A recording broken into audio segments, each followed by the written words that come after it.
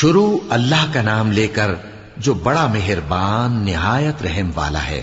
الف لام میم را۔ اے نبی، یہ کتاب الہی کی آیتیں ہیں اور جو کچھ تمہارے پروردگار کی طرف سے تم پر نازل ہوا ہے حق ہے، لیکن اکثر لوگ ایمان نہیں لاتے۔ اللہ وہی تو ہے جس نے ستونوں کے بغیر آسمان جیسا کہ تم دیکھتے ہو اتنے اونچے بنائے، پھر عرش پر جلوہ افروز ہوا اور سورج اور چاند کو کام میں لگا دیا۔ ہر ایک میعاد معین تک گردش کر رہا ہے۔ وہی دنیا کے کاموں کا انتظام کرتا ہے۔